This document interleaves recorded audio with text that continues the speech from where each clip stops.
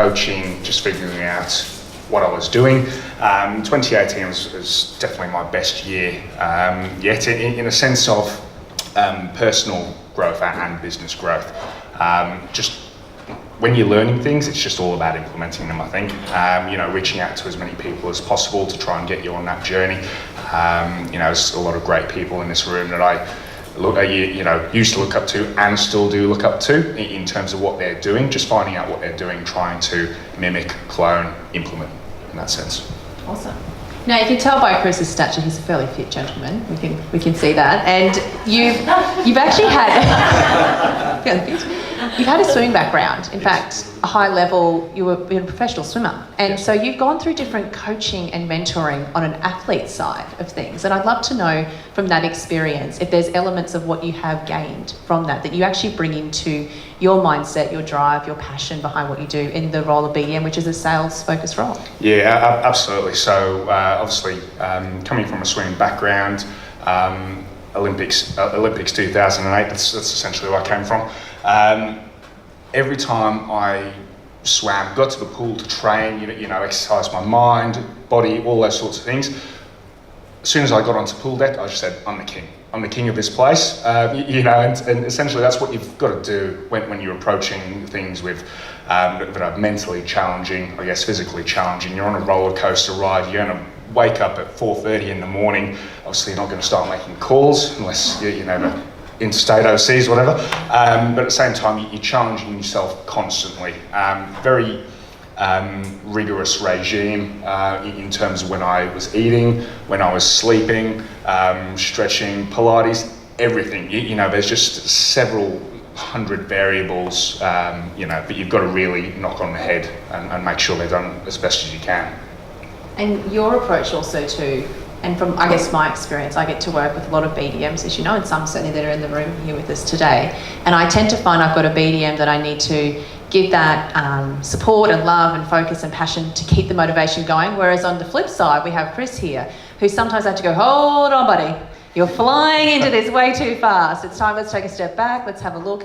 And if you looked at some of your listing appointments from when you first started, when you're sitting down with the client, to how you approach those conversations now. Yes. Share with us what it did look like and some of the thought process around now how you approach, so that it's more of a, I wouldn't even like to use the word comfortable because I don't feel like that's a fair judgment, but an experience that allows you to really demonstrate your strength and of course your team strength as well. Yeah, certainly. So, you get the job as a BDM, you're just like, okay, got to get out there, get going. So quite literally, 2016, walk into a house, look around, okay, it's $500 a week, 8.8%. Okay, that's it. That was quite literally my listing presentation. People just sort of look at me and like, yeah, we'll get the job done. So it's completely switched around now because as you learn, as you progress, right, you think, okay, we've got to there's a journey to go through so you can build trust very quickly in that listing presentation, and it's more buy-in from the client. You find out what they want. Yes, I was winning listings doing that, and it blows my mind, but at the same time. After that, you're chasing your tail, right? Oh, I forgot to, talk about my checklist, my smoke alarms, my pool certificate. Oh God, there's a lot more to this than just walking in there and trying to win the business straight away, right? It is a long-term slog, just much, like anything really, and I can relate that back to my swimming career as well. Yep. Now you've had some amazing properties, high-end properties that have leased over the last couple of months, and how you've approached that marketing. So there's been some specific ones that have leased faster than actually getting them to be properly advertised, and then use that as an opportunity of presenting what you can achieve with Bell. Yeah, certainly. So look, I think the marketing aspect of really pushing the brand awareness, really top-end properties. I'll use the example of property I rented at $18.50 a week in 4 hours. It's just all about being proactive in that approach. Look. The actual listing presentation itself from end to end probably took about 4 weeks. Certainly didn't close them straight away. It's one of those things that you just put in the pipeline and you nurture, but you're being proactive with your client. It gave me the opportunity to try different marketing strategies. Certainly starting to push a lot more video out there. I've got to be very careful with the videos I push out and make sure they adhere to the Bell branding type of things, and not me, wearing my togs and jumping in people's pools and drinking beer, and I can't video that, right? It's not not align with our brand, but I really want to push the boundaries in terms of what's attractive, what can generate leads from the videos, not just tenants. You know, I want to show my clients this is what we can do for property. And there'll be a few franchise offices in the room, a mixture. So it is a bit of a challenge, isn't it? Because you know you've got to sit with certain requirements and then try and balance them with that, but also have edge and be a little bit different. So if you look at Bell, because it is completely separate to other franchises, they always have something that's unique in that niche. So what's that level that you take it to say, well, we are Bell and this is what we do, and that's why we stand out? Yeah, look, I think it really has to do with a lot of the interstate work down in Sydney, sort of properties that they're dealing with, the rents, you know, 2-bedroom units in Bondi for $1,000. You know, that's a sort of level that I have to think in my head, that's where I need to be at. There's some people in our Bell group that are awesome BDMs that I still aspire to be and try and beat. So, you know, again, I look at what they're doing down in Sydney, and I've got to replicate that up here. Yeah, absolutely. Social media, you've had some fun videos that have come out. The suit example one was really good to demonstrate the level of service and professionalism. When you did your first video, think back to the very first one. And I think that's always the thing that people are trying to overcome when they're putting that kind of content out in the marketplace. How did you feel? What was the idea, if you can remember? And how was the response when you first started? Yeah, so 2017 was my first video. I think I remember it. It would have been first quarter 2017. And it's got me in a suit, very professional, sitting in the office, greens in the back, and I'm just talking at the camera. And there's a few drone shots of Brisbane that I think were illegal, but and I was like, oh, that's amazing, that's really pushing the edge. And I think back to then, now I was really stiff. I wasn't really representing myself. I was as an approachable person. Okay, so I think whenever you do any sort of social media or videos, you've just got to project yourself, right? You can't be anyone else. Someone, you don't want to be someone else. Be approachable, because that's the type of client you're going to attract. If you're really stuck up and you're just talking monotonously into a video, that's the first impression that people are going to get when they want to meet you, and that may not be, the right client type you want as well. You just want someone who's a little bit more free-flowing, open to questions, and that's obviously changed through the years. Now our videos are a little bit more loose, relaxed, and still, I'd say, hopefully still Bell. I'm still here, so yeah. So it's they've evolved to shape, I guess, my personality.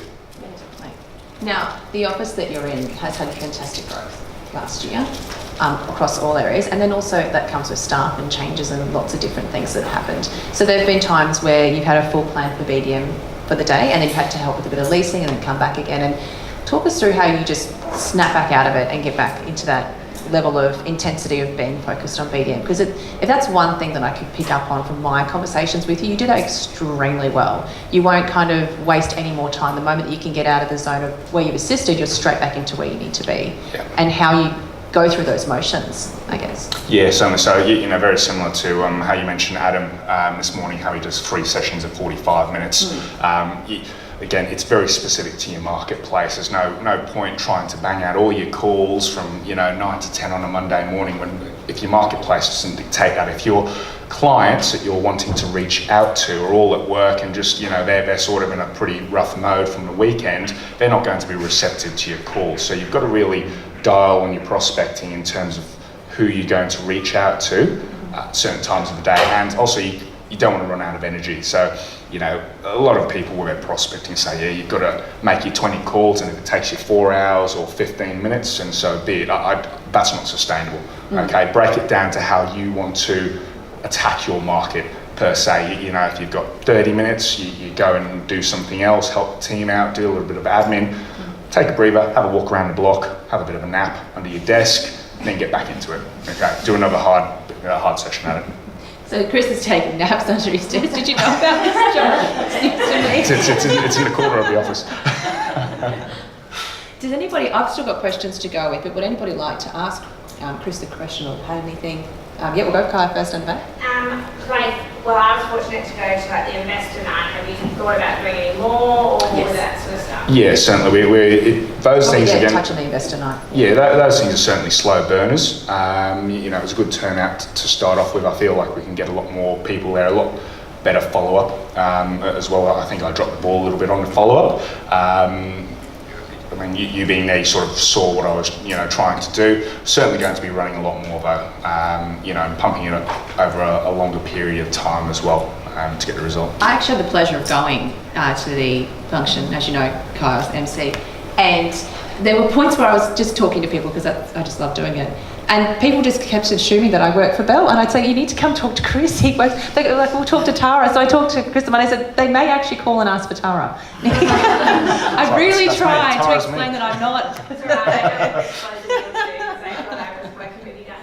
No, speak to Chris, it's great. But look, it was a really good experience to be a part of it, and agree, I think there were some fantastic things that happened on that evening and in the lead up, and there were some great things that we can take in lessons that we can do so much better for future stuff. So I'm really excited to see when the next one is launched. I work for Bell as well, so I understand it's a very niche brand, but do you still get the question, well, such and such are going to do it for me at this price? How are you responding in the Brisbane market to that price? Yeah, certainly. Look, I think the industry is changing in a sense that you have to dial down on what people want, right? To win the business, if they're saying, Chris, I just want you to collect the rent, okay, that's cool, that's fine, but then you've got to upsell it. You have to upsell, okay? Because there's going to be a point where you're collecting the rent, right, and then the tenant starts falling into arrears. Whose fault's that? Okay, so you've got to upsell your services. You've got to put things in the management agreement. That's cool, we'll do it at 5.5, but for me to make an extra call to the tenant's $50. So you've got to be inventive. You've got to be inventive, right, with the way you approach a fee structure for a client. If they're just going to try and drill you down for this, say, look, we're just going to take our service away, things like that. Yeah.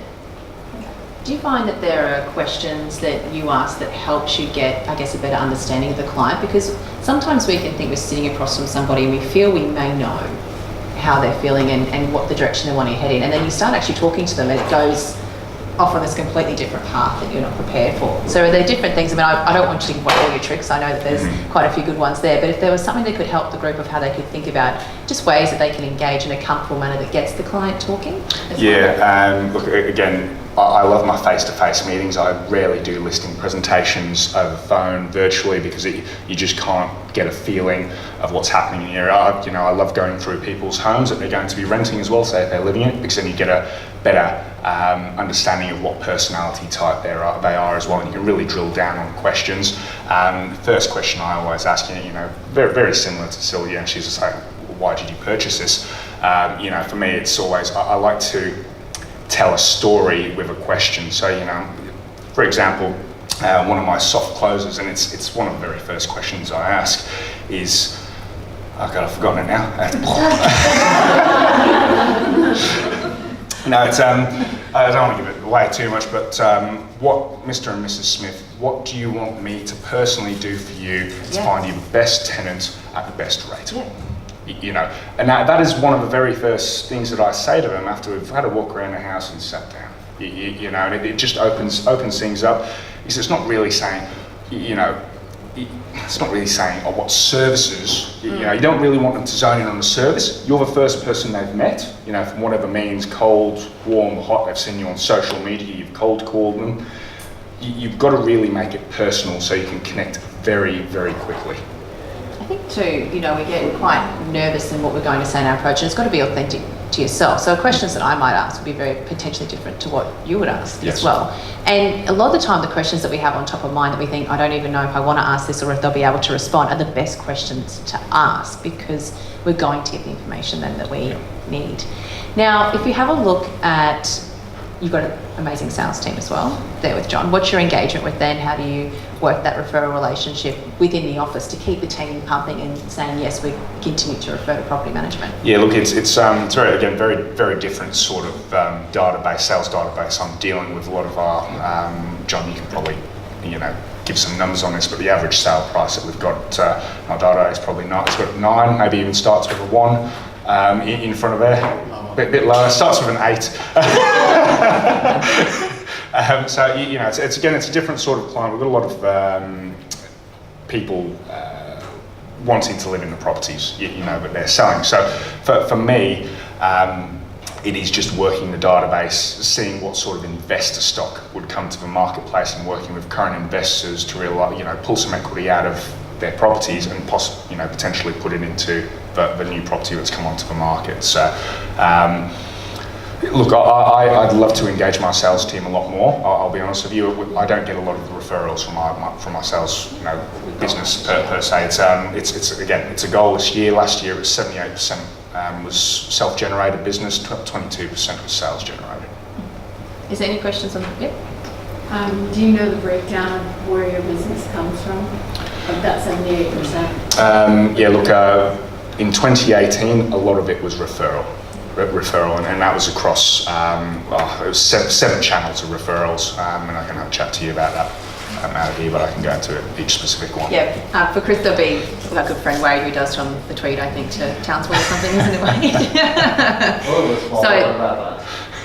I think the main thing is focusing that with Chris, and I know he doesn't want to go too much in the specifics, there's developers and actual other businesses and stuff. So he'll be happy to probably share with you those ones specifically as to who they are, because they are on the Sunshine Coast. Oh, good.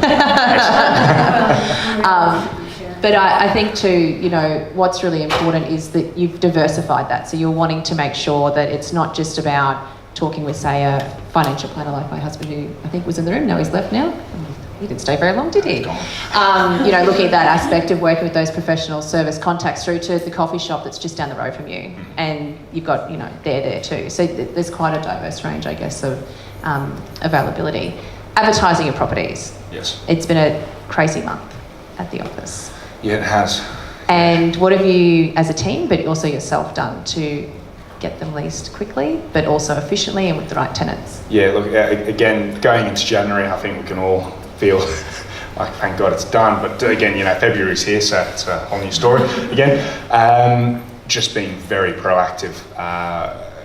Again, working your tenancy database. I think tenants are absolute gold mine, treasure trove in there, and specifically current tenants who are moving out. You talk to them all, and even the current database, you're onto it all the time. And I feel BDMs massively miss that opportunity of the tenants. They need to pick up the phone and being that customer service expert with the tenants, because they're gold, huge gold. Yeah, absolutely. So, again, in January, you get a lot of movement, right? So you understand the tenants are going to be leaving.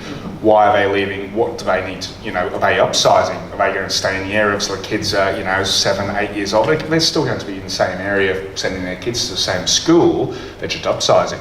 So you just need to transfer them straight into another one of your properties. Obviously, they're good tenants, right? So but you've got that ammunition, but you can start approaching other landlords with, other clients in the database. Oh, hey, you were looking at taking your property to the rental market for the first time.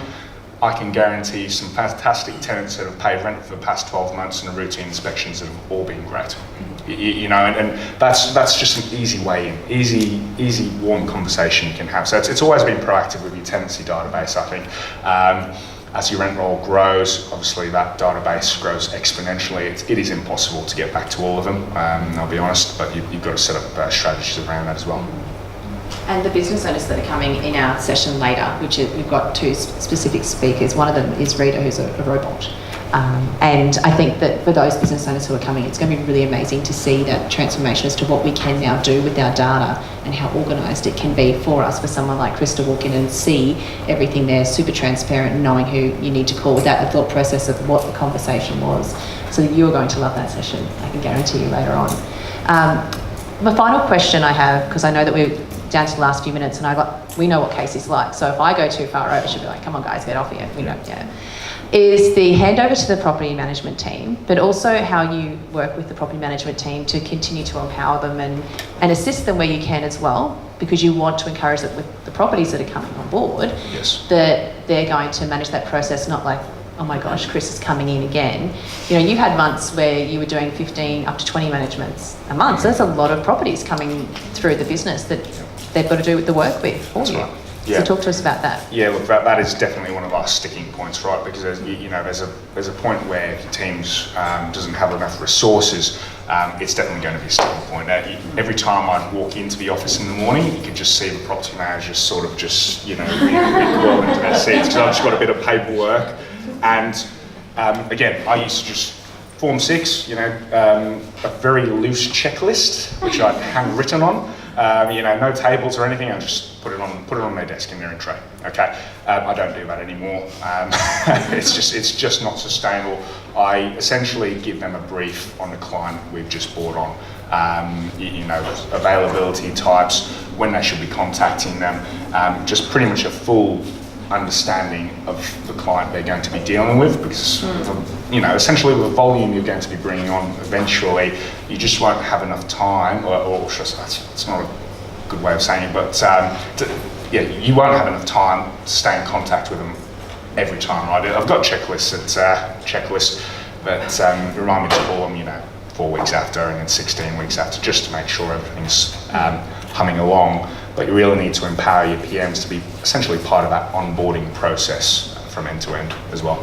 And for your office, the team have been super adaptable with going straight to the cloud. So that was a transition that happened since 2017 as well, and the products that you're using. So talk to me about how much easier that is for you as the BDM when you are wanting to share that content across the team, and how simplified it has, because I think that's always an overwhelming thing, and what I really want to encourage everybody, no matter what role they play in the property management industry, is to really genuinely look at the technology that's out there and embrace it, because it is 100% going to help you.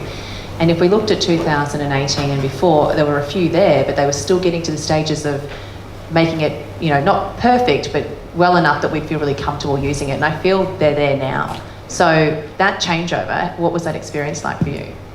Look, it was very good going from server-based to a cloud system, in the sense that it's, again, full transparency but accessibility anywhere. I'm not someone who likes to come back to the office and make calls. For example, I'm always someone who's on the road making calls. If I'm hammering down a burrito, I'm still making calls. So. It's on the road, always on the road, never in front of a computer. So to be able to have cloud access to all the data, including your current tenancies, where they're up to, it just makes things a lot more fluent. I think in property management, you're not having to attach yourself to a desk. You don't have to say, "Oh God, I've got to get back to the office to print something off." It's not like that anymore. It makes your life just so much easier, and then you find time for other things, right? Client-centric things. Well, you generally hate sitting at the desk. In fact, whenever I see you, we're usually out walking or going somewhere else, rather than sitting in front of that computer screen and desktop, because you're normally on the phone, and a lot of the stuff that you do is phone-based, and then you're out in the car, and it works quite well. Steps up. Yeah. Well, thank you so much for your contribution and your time today. We really appreciate it. Please give Chris a round of applause.